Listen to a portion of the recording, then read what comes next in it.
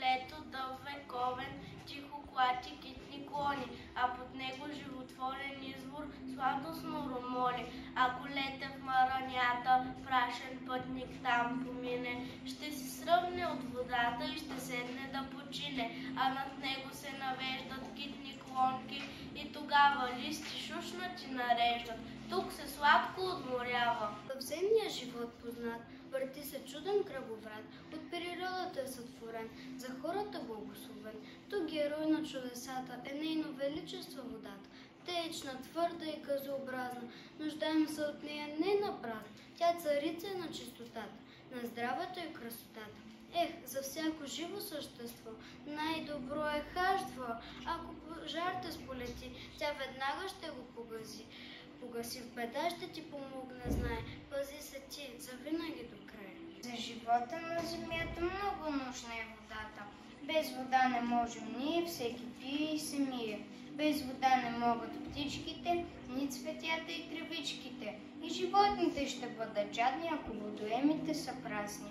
В нея плуват риби и планктони, около вода живеят много насекоми. Тя ни прави здрави и щастливи, чисти, спретнати и живи.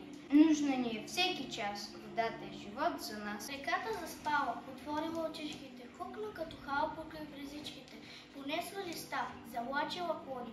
Луда река, кой ли я гони? Ние казаха с глас, поточета две, кой ли пък вас е подгонил и на къде? Водопад съм, високо живея, разрушавам вековни скали, все изливам, преливам младея и заливам реката с мечти. Аз я гледам, ухажвам, обливам, с буйна нежност поглъщаме тя. От душата и сякаш извирам, а се вливам в гладна снага.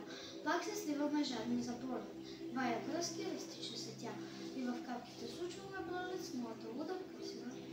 Так обичам аз да тичам влак в дъжда, леко пляскам, не се стряска и чудо е това, и се смея и одея, лято е дошло, виж дъгата в позлата, питаме, защо нямам шапка, топли капки къпят пак деня, как обичам аз да тичам влак в дъжда.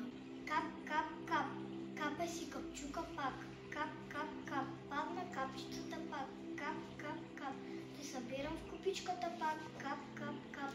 Пивам се с черпак, кап, кап, кап, ще ми върне тя живота пак, кап, кап, кап. Капчетата ще ме съживи и във водата ще се презбуди, кап, кап, кап, водата е живота пак. Аз съм капчица вълшебна, нищо, че съм дребна, в облаците хем се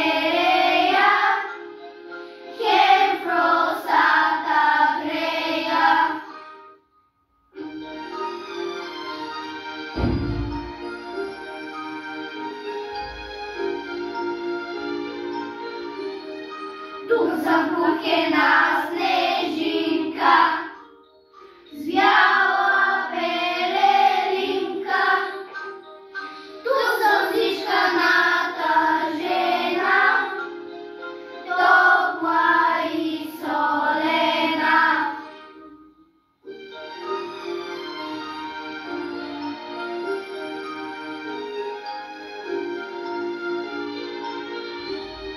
Бях и ледена писука, зляскава качука, като пара съм летяла, кручей, че съм спала.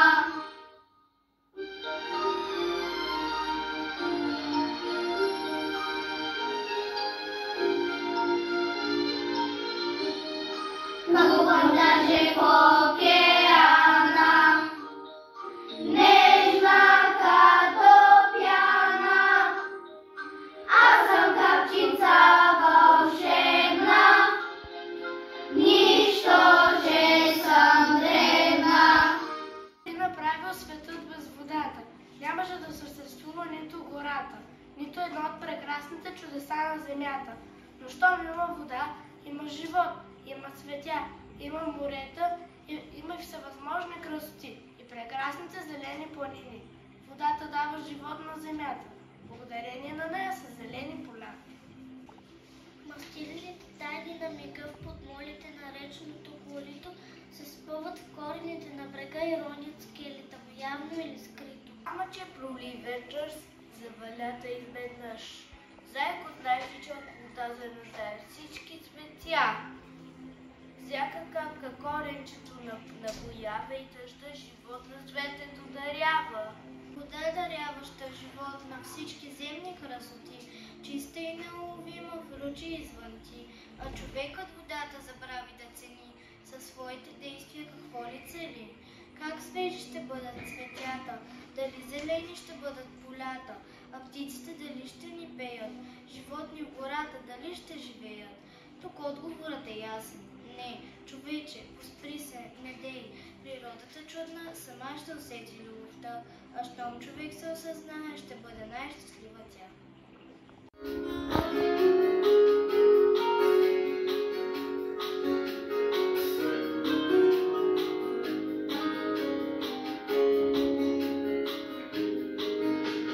Ручичето криво личи през полянки и тревишки. Бързо, бързо, бързо тича да даде вода на всички. Чиста, бистра и студена и за малки и големи. Жив природен дар. Ручичето пее песен за един живот чудесен. Как земята да спасим от отрови, смет и дим. И когато го направим, в приказка една, най-прекрасна ще превърнем майката земя.